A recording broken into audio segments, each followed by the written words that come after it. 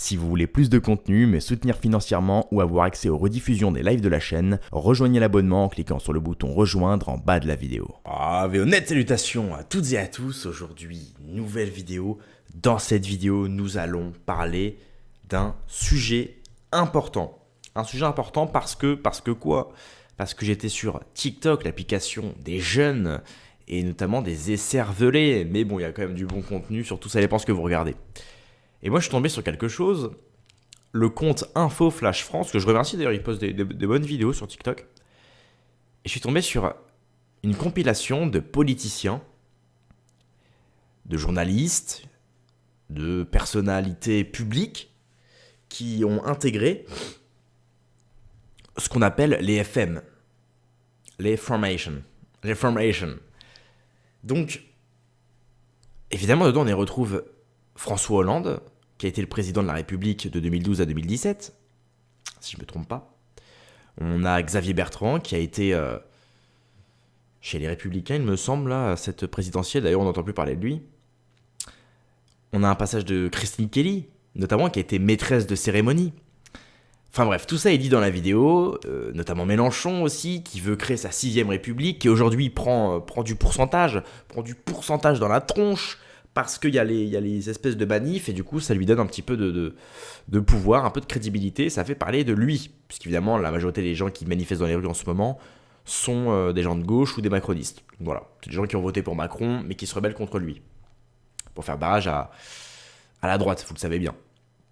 Donc, je vais vous laisser avec cette vidéo d'abord. On va la regarder, elle dure 3-4 minutes. Et après cette vidéo, je ne vais pas vous expliquer qu'est-ce que c'est la franc-maçonnerie, je ne vais pas vous faire un cours. En revanche, je vais vous parler de ce livre-là, de Stéphane Blé, sur la franc-maçonnerie. Je vais vous parler de quelques extraits, très très courts, avec un petit jeu d'ailleurs, je vais vous faire un petit jeu. C'est des phrases qu'il faudra deviner. Enfin bref, je vous dis ça après. Je vous laisse avec la vidéo. En attendant les gars, mettez un like et abonnez-vous parce qu'en ce moment, toutes mes vidéos, vous le savez bien, elles ont le petit dollar jaune. On ne peut pas dire le mot, mais elles ont le petit dollar jaune, ce qui fait que je ne touche pas d'argent sur les vidéos. Bon, vous le savez, je suis pas là pour l'argent, mais bon, quand même, ça m'embête. Là, en ce moment, je suis productif, je fais 3 à 4 vidéos par jour, des fois 2, des fois 1, ou des fois je fais des gros reportages, tout ça, et savoir que les vidéos ont le petit dollar jaune, bah ça m'embête. Donc, pour tous ceux qui veulent me soutenir juste avant de regarder l'extrait, mettez un pouce bleu, abonnez-vous, et ceux qui peuvent donner un peu d'argent, vous avez le 2e lien en description. C'est pour souscrire à un abonnement payant. Et sinon, chopez-vous ce livre-là, c'est le premier lien. On va en parler juste après. C'est parti. Si l'on croit, comme c'est mon cas, dans la République, à un moment, il faut passer par la franc-maçonnerie. Donc je dis, la maçonnerie est fondamentale dans la défense de la République. J'appartiens philosophiquement au courant des Lumières et c'est ma référence ultime. Qu'est-ce que je peux vous dire de plus? Le reste, ça me regarde pas. On ne vous demandera rien de plus. D'abord, merci pour ces interpellations, pour ces questionnements qui m'ont conduit à préciser, autant que je l'ai pu, la conception que j'ai de la fonction à laquelle je prétends et des défis que nous aurons à relever. Il sera dit de l'autre qu'il n'a même pas été ministre. Comme si, quand je regarde la composition des gouvernements depuis... de vous dire ces remerciements, mais... Je suis honoré et ému de me trouver dans cette situation particulière de candidat à la présidence de la République devant vous. Vous devinez peut-être pourquoi. Je suis rentré en franc-maçonnerie au milieu des années 90, ça devait être en 95 précisément. J'appartiens effectivement à la maçonnerie, mais je considère que c'est une affaire privée. La maçonnerie n'est pas un pouvoir dans l'État. Elle a quand même son mot à dire dans l'évolution de la société, et elle le dit. Les États-Unis comptent 3 millions de francs-maçons. Le plus grand temple de la capitale n'est qu'à quelques encablures de la Maison-Blanche.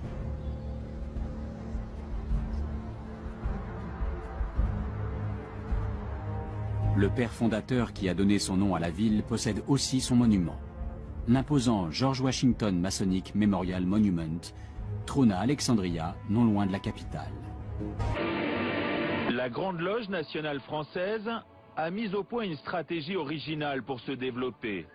Elle crée des nouvelles loges partout à l'étranger et notamment dans les pays africains. Objectif, une fraternisation internationale sur fond de spiritualité et de philosophie. François Stéphanie nous laisse filmer une rencontre avec les représentants de plusieurs obédiences africaines. La cérémonie se déroule dans les salons feutrés d'un grand hôtel parisien. À cette occasion, les différents dignitaires apportent à François Stéphanie des messages de paix de leur pays. Donc je suis tombé dessus sur le site officiel de la Grande Loge de France. Donc là c'est vraiment le site officiel. D'ailleurs surtout n'hésitez pas à les vérifier par vous-même. Et d'ailleurs j'insiste bien là-dessus, que ce soit moi ou n'importe qui. N'hésitez pas à les faire vraiment vos recherches par vous-même. C'est très important. Donc là nous sommes sur le site officiel de la Grande Loge de France. Là je vais aller jusqu'en bas. Et je suis tombé dessus. Donc là c'est le dîner de la Grande Loge de France. C'est un événement important. Enfin bref. Et nous arrivons ici, donc petite nouveauté de cet événement, la présence de la journaliste écrivain et ancienne membre du CSA, Christine Kelly, qui a animé cette soirée en acceptant d'en être carrément la maîtresse de cérémonie. Laissez-moi vous parler du sponsor de cette vidéo qui n'est ni plus ni moins que Contre-Culture. Je suis une star en France et vous le savez. Qui propose des t-shirts qualitatifs français et qui feront la différence. Notamment mon petit favori, je l'avoue, Poutine, vite, que je vous montre à l'écran. Mais il y en a d'autres qui, je suis sûr, vous satisferont tout autant et qui restent très abordables. Parlons des centaines de livres qu'ils ont, allant de la franc-maçonnerie de réseau, comme celui de Stéphane Blé, avec une couverture remarquable, passant par de la philosophie de tous les styles, Arthur Schopenhauer que je vous recommande, notamment son essai sur les femmes, mais il y a aussi des rectifications historiques avec ce livre sur le Moyen-Âge qui casse les clichés, ou encore des essais politiques. Vous en avez pour tous les goûts et évidemment pour tous les prix. Alors cliquez sur mon lien en description et faites-vous plaisir. Voilà, donc vous avez eu le petit extrait assez sympathique. Voilà, on y voit Xavier Bertrand, François Hollande, Mélenchon, Christine Kelly. On y voit même l'implication et l'importation des loges maçonniques en Afrique. On y voit des Africains qui pratiquent les rites. Waouh. Avant ça, on va évidemment rétablir une petite vérité sur la franc-maçonnerie en lisant évidemment le livre de Stéphane Blé, La franc-maçonnerie, l'effroyable vérité, disponible chez Contre-Culture. Et si vous voulez m'aider, vous pouvez prendre le livre avec mon lien.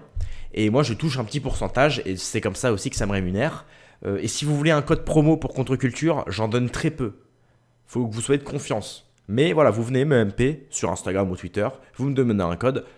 Peut-être moyen que je vous le donne. Mais je ne pourrais pas le donner à tout le monde. Vous en doutez, c'est limité. Donc dépêchez-vous. Origine de la franc-maçonnerie moderne, spéculative. Je vais lire une petite phrase.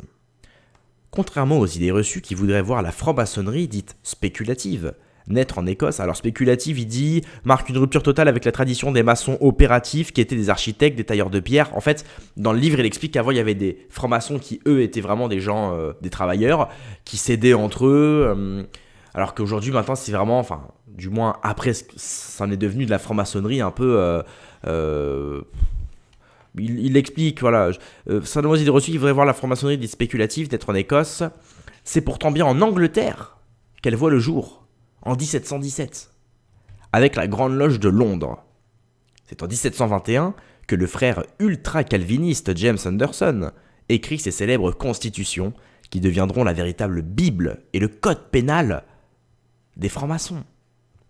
Je vais juste revenir sur le petit terme. Alors, qu'est-ce qu'il dit Opératifs qui étaient des architectes, tailleurs de pierre, professionnels de construction, des cathédrales par exemple. Citons un extrait, la maçonnerie spéculative remonte aux acceptés. Peut-on affirmer que les acceptés descendent des alchimistes, des kabbalistes, des hermétistes, des Rose-Croix et peut-être, sous toute réserve, des templiers? Voilà, c'est un petit peu plus compliqué à comprendre, là j'avoue. Bon, après il suffit d'aller voir les termes, etc. De toute façon, il explique tout très bien. Le livre, il fait 120 pages, 120 pages.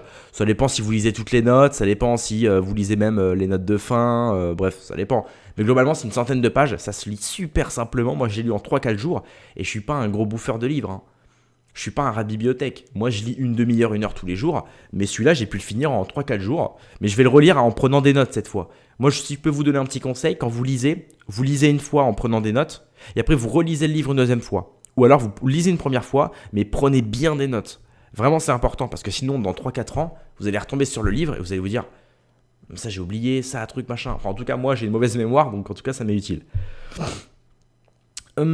L'objectif avoué du dit Anderson était de donner naissance à un évangile moderne, ce qui, on l'admettra, débute plutôt mal pour une association revendiquant haut et fort sa neutralité, sa tolérance, ainsi que ses attentions laïques et adogmatiques. Je suis désolé si je parle un peu du nez, c'est que je suis malade. Voilà. Donc mettez un pouce bleu pour me soutenir. Ces constitutions forment un cocktail assez indigent de rationalisme et de protestantisme pour le moins grisâtre. Or, ce sont bel et bien les protestants anglais et leurs faux Rose-Croix qui sont à l'origine de la franc-maçonnerie spéculative de 1717, donc à la Grande Loge de Londres, jusqu'à 1733. Leur objectif principal demeurant la chute définitive du catholicisme par l'infiltration d'un lobby de marchands du temple londoniens. C'est marrant, hein.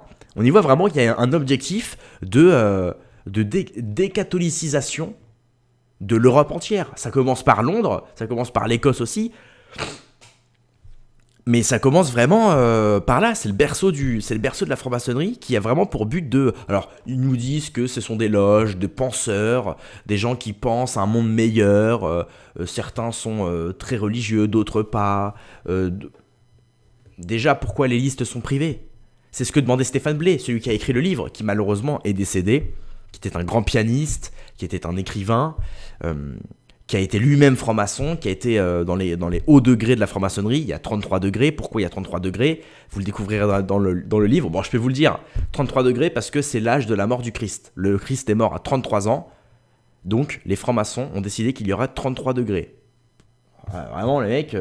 Donc, si on nous dit encore une fois, oui, on y voit Mélenchon, hein, Mélenchon qui est à la base un espèce de catho, qui au final, on apprend que dans cette vidéo-là même, qu'il est franc-maçon. C'est pas étonnant que maintenant, c'est un espèce de laïcard. Depuis qu'il est passé dans les loges, il a oublié la religion. Ça peut expliquer énormément de choses. De dynastie catholique affaiblie, mais encore vivace à l'époque en Europe. Il suffit de savoir que ces constitutions reprennent toutes les prétentions de Thomas Pratt, évêque félon de Rochester, et thuriféraire de la Royal Society, club maçonnique londonien, qui avait pour seul objectif, selon ce qu'il écrit lui-même dès 1667, de mettre l'Angleterre à la tête d'une ligue philosophique au-dessus de tous les pays d'Europe, afin de devenir la banque générale et le port franc du monde. Bon, ça s'est pas vraiment fait à fond, on va pas se mentir, mais quand même, on y voit déjà la City, hein, qui est très puissante économiquement, qui est l'équivalent de Wall Street anglais, et puis de toute façon le monde anglo-saxon qui a toujours été très, très puissant, hein. Aujourd'hui moins évidemment, mais qui à l'époque était très très très puissant, et on le voit juste par la langue. Le nombre de gens qui parlent anglais, c'est pas rien. Bon, après, ça n'a pas de rapport avec la franc-maçonnerie, là, mais juste, effectivement, les anglo-saxons, comme disait Napoléon, disait lui-même que les Anglais restent nos pires ennemis, hein, vis-à-vis des Français. Bon, après, Napoléon Ier, on va pas se mentir, il me semble aussi que c'était un franc-maçon. Beaucoup de gens disent que c'était un franc-maçon. À voir. Et pareil, j'y suis avec quelqu'un l'autre fois, que j'avais rencontré d'ailleurs à Perpignan. Et il me disait, t'as pas remarqué, il y a énormément de gens qui mettent toujours leurs mains comme ça, cachées. Ils ont une veste, il y a toujours la main comme ça sur le cœur. Effectivement, Napoléon, c'est très connu, il y a des photos de lui avec la main sur le cœur comme ça, cachée dans la veste. Et on voit que Churchill le fait aussi, on voit qu'il y a des rois qui le faisaient aussi, on voit qu'il y a énormément de gens qui le faisaient aussi. Voilà, donc c'était assez intéressant. Il m'a envoyé quelques trucs qu'il faut que je lise à propos de ça. Mais en fait, apparemment, c'était effectivement un signe qu'on puisse reconnaître ses frères, ou un signe dans les grandes loges, un truc comme ça. Faut que je fouille un petit peu plus. Maintenant, on va passer au prochain jeu. Eh oui, il y a un petit jeu, je vous l'ai dit, il y a un petit jeu. Là, franchement, celui qui devine, je lui donne un code contre-culture pour qu'il ait moins 10%. Je vais vous dire des phrases, et en commentaire, vous allez jouer. Vous allez mettre, je vais dire des phrases, et vous devez deviner qui les a dites. Qui les a prononcées. Alors évidemment, ne trichez pas, les amis. Je vais faire 1, 2, 3. Je vais vous en dire 3. Je vais faire 1, 2, 3. Et donc, vous, en commentaire, vous mettez 1, le nom de la personne. 2, le nom de la personne. 3, le nom de la personne. Alors, évidemment, je vous dirai les réponses après. 1. Satan, c'est l'intelligence. 2. La France mérite notre haine. Ah, celle-là, Celle-là, pas simple, celle-là. J'avoue que même moi, j'aurais pas pu deviner. Hein. Et la dernière, faut que je la retrouve, elle est là. Donc numéro 3. Nous aurons un gouvernement mondial, que cela plaise ou non. La seule question est de savoir s'il sera créé par conquête ou par consentement. Celle-là, elle est lourde de sens. Elle est très très lourde de sens. Sera-t-elle créée par la force ou par la domination, soumission, volonté du peuple? Telle est la question. Oui, il faut que je vous donne la réponse quand même. Si je me barre et que je vous donne pas la réponse. Donc la première, c'était Bernard-Henri Lévy. En vrai, elle était simple, celle-là, elle était simple. La deuxième, c'était Alain Finkielkraut. Ah oui. Arrête, 17 novembre 2005. C'est bien, il donne même les références. Donc vraiment, je vous dis, ce livre-là, il est vraiment bien. Hein. Une centaine de pages, vous avez un peu de tout. Vous avez l'histoire de la maçonnerie, l'histoire de la maçonnerie spéculative. Il y a aussi une explication, le décryptage du langage maçonnique. On a les expressions maçonniques. On a... Non, vraiment, c'est sympa. Et encore une fois, comme je vous ai dit, moi, je retiens très mal les livres. Donc, c'est pour ça que j'ai besoin de le lire une fois, 2 fois, de prendre des notes, tout ça. Parce que moi, ce livre-là, je l'ai lu quand j'étais en déplacement. Donc, j'ai pas pu prendre de notes. Enfin, j'aurais pu en prendre sur mon téléphone. Je me donne des excuses, effectivement. Mais il faut que je me le remette à fond et que je prenne bien des notes cette fois.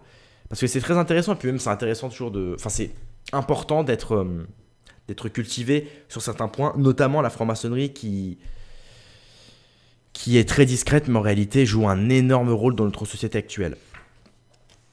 Donc le dernier, c'était... Que je vous dise pas de bêtises. C'était lequel déjà? J'ai déjà oublié quel numéro je vous ai... Alors c'est le 19. Enfin, pour vous, c'est le 3. Propos tenus par le banquier Warburg en 1950 devant le Congrès américain. L'irrésistible expansion du mondialisme. Yann Maucomble, page 66. Et évidemment, ce banquier était de la communauté de la bougie qui ne s'éteint jamais. Voilà, le banquier Warburg en 1950 devant le Congrès américain qui a dit « Nous aurons un jeune gouvernement mondial aberrant, que cela plaise ou non. » Donc ça montre bien leur attention à ces mecs-là, à ces gens-là, aux gens de la loge. Donc voilà, donc faites attention les amis. Je vous conseille aussi évidemment le numéro de faits et documents sur l'opposition contrôlée, qui est très très très intéressant. Et parce que l'opposition contrôlée, et ouais les mecs, c'est un des premiers problèmes en réalité. C'est le système qui se fait passer pour...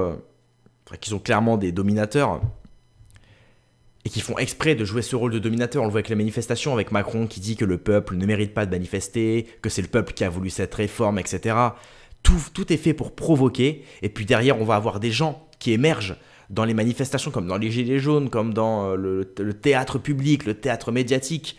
On va se dire, ah ouais mais eux ils parlent bien, truc machin. Et en fait ces mêmes gens-là qui sont à la télé, qui sont dans les tribunes, dans les trucs, dans les machins, et bien en fait ces mêmes gens-là sont créés de toutes pièces par le pouvoir, par l'État. C'est ce qu'on appelle l'opposition contrôlée, qui permet du coup de donner, un peu comme le yin et le yang, le blanc et le noir.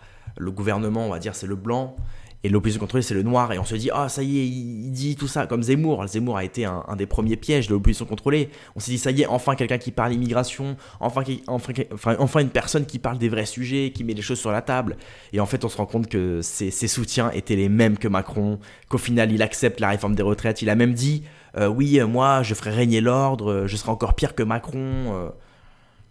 C'est terrible. Et on se rend compte, voilà, que c'est une opposition contrôlée. Voilà, l'exemple typique de l'opposition contrôlée. Alors, je sais pas si Zemmour est dans les loges, mais en tout cas, beaucoup de gens de la République, de cette République droit de l'homiste, que beaucoup de gens comme moi vomissent, eh bien voilà, qui sont quasiment tous passés par les loges, parce qu'évidemment, si vous voulez monter haut dans la société, dans l'élite française et dans l'élite politicienne et républicaine, va falloir passer par les loges et faire d'autres choses. Et je préfère pas le savoir. Voilà, c'est la fin de cette vidéo. Encore une fois, s'il y a un livre que je peux vous conseiller sur la franc-maçonnerie, c'est celui-ci. C'est certainement le livre le plus détaillé, et puis ça soutient quand même Stéphane Blé. Évidemment, Stéphane Blé n'est plus de ce monde, mais ça soutient quand même son œuvre, ça soutient son livre. Il faut que ça perdure. Il faut vraiment que ça perdure dans le temps. Tout comme des écrits, des écrits historiques qui de plus en plus sont effacés, sont interdits, sont banni d'être réédité, etc., etc., etc., eh bien, il faut vraiment que ce livre-là perdure génération après génération, qu'il reste dans nos mémoires et que surtout il reste dans votre bibliothèque. Moi, derrière, il y a ma bibliothèque avec mes livres, et ben lui, il y restera. Il y restera. Il y en a certains que j'ai envie de vendre, mais croyez-moi, celui-là, je vais pas le vendre, ni le donner, ni le jeter. Celui-là, je le garderai et à lire tous les ans, voilà, comme un Doliprane. Tous les ans, il faut prendre un peu de Doliprane quand on a mal à la tête. Et ben là, voilà, quand vous voulez en savoir un peu plus sur la franc-maçonnerie, ça fait toujours plaisir. Donc voilà, vous le prenez avec mon lien. Moi, je touche un petit pourcentage. Ça me rémunère, ça me fait plaisir. Pour ceux qui peuvent pas, voilà, qui peuvent pas donner comme ça ou quoi que ce soit, ou qui veulent avoir quelque chose, excusez-moi, en échange. Bon bah voilà, vous avez un bon livre, Stéphane Blé, ça fait toujours plaisir. Et puis voilà. Rendez-vous dans quelques heures ou à demain pour une prochaine vidéo. Paix et amour sur mes amis et mes ennemis. Et surtout sur mes ennemis. Pour voir plus de contenu ou pour discuter ensemble, retrouvez-moi sur ma page Instagram et sur mon Twitter. Bonne vidéo.